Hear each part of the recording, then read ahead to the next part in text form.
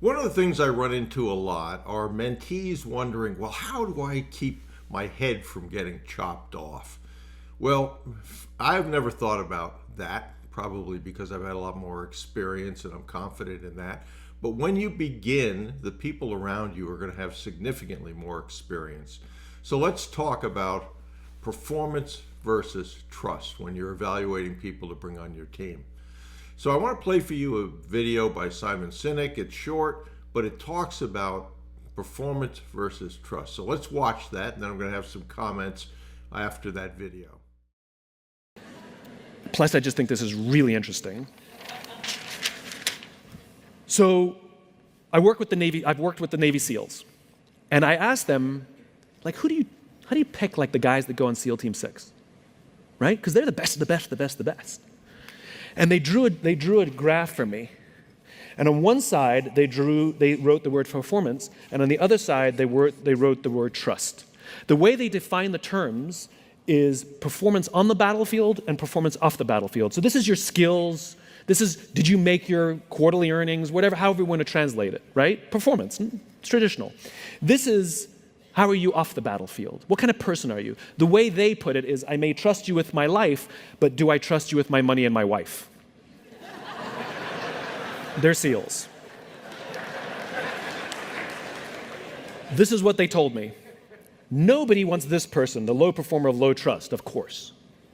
Of course, everybody wants this person, the high performer of high trust, of course.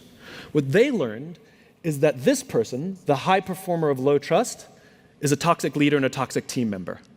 And they would rather have a medium performer of high trust, sometimes even a low performer of high trust, it's a relative scale, over this person. This is the highest performing organization on the planet, and this person is more important than this person.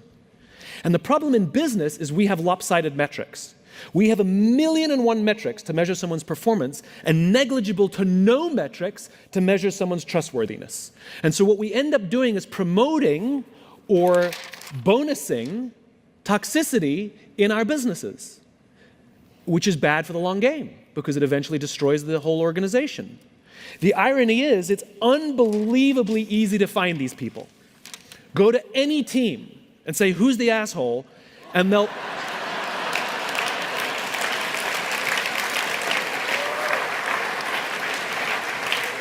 they will all point to the same person. Equally, if you go to any team and say, who do you trust more than anybody else? Who's always got your back? And when the chips are down, they will be there with you. They will also all point to the same person. It's the best gifted natural leader who's creating an environment for everybody else to succeed, and they may not be your most individual highest performer. But that person, you better keep them on your team. Okay. So as Simon said, there's tons of metrics to evaluate performance, whether you made your sales quota, how your quarterly numbers came out, were you there on time, and did you accomplish what you wanted to, et cetera, et cetera. But there are not very many metrics to evaluate trust. And if you look at that and say, okay, what do I mean by trust? People you can count on when the going gets tough, people that have your back, people that you've had their back. So it's usually a two-way street. My mentor and I have known each other for 31 years now. We've been in plenty of fights together. And does he trust me? Absolutely. Do I trust him? Absolutely. But that was born over battles in time. And so how, when you're talking to somebody, do you evaluate that as early on? And that's tough. As was said by Simon, there's not many metrics for that. So you've got to trust your gut, but you can also do what's called behavioral interviewing. Ask for examples in their life of situations they had that were tough situations where they had to make a choice between two alternatives, and how did they do that. Now, this is a self-serving example, but let me give you an example. Back in the property tax days, when we had no money, we had several clients, the largest of which was IBM, and it was the first challenge on their property taxes that we had done. And in that process, you go through what's called a grievance day, where you present your case, a board, assessment board, reviews that, and typically they deny it. So they were denied. So we went back to IBM and we said, You have a great case. We took it to grievance. We failed. That's not unusual. But please pursue this. And the next step to pursue it, gets a little technical here, but was called an Article 7, which was a legal proceeding. While my partner was a lawyer and had a firm, the company, property tax company, was not a lawyer-owned company. And as such, we could not go forward with legal proceedings. So we went to IBM and we said, we failed, as I mentioned. Next step is an Article 7. You have tons of lawyers. If you want to use your lawyers to do it, that's fine. We'll even prepare the paperwork for them. If, my partner will, the lawyer. If you want my lawyer's firm to do it, we'll do that as well. Now, at that time, we had no money. My partner was in foreclosure on his home. I had basically run out of money. And so that was a very tough decision. Could we afford to do it? Not really. Could we afford to make that offer to them that they could do it themselves and we would help them without compensation? Not really. But was it the right thing to do? Did it show integrity? And we did it. So if I came across an example like that, I would look at that person and I'd say, okay, so they just told me something about them. Now, can people make up stories? Yes, they can. Did I make up that story? No, I didn't. So I want you to think about that when you're interviewing people. Some people, mentees, say, will you have my back? Well, it's not really a question that a competent person would answer. And my answer to that would be, I don't know.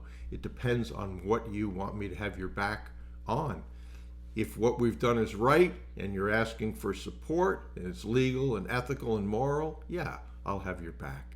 If, however, you're asking me to do something which is not legal, ethical, and moral, I absolutely won't have your back.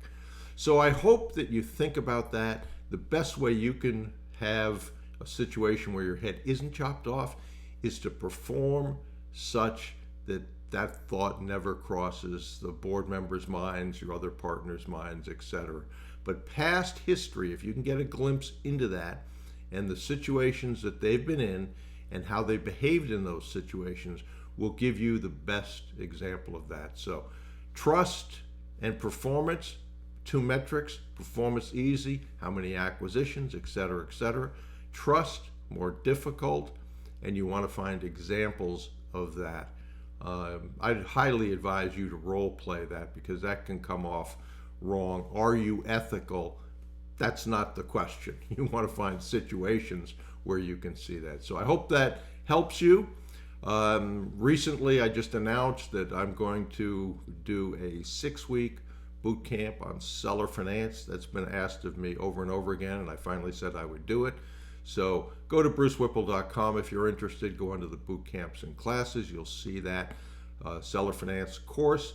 If you want to go there directly, just go.brucewhipple.com/seller finance.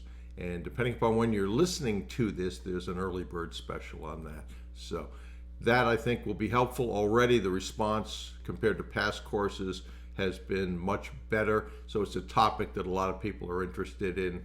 Not sure how to get a bank to work with them. Maybe they've got bad credit. Seller finance is a great option for that. So take action.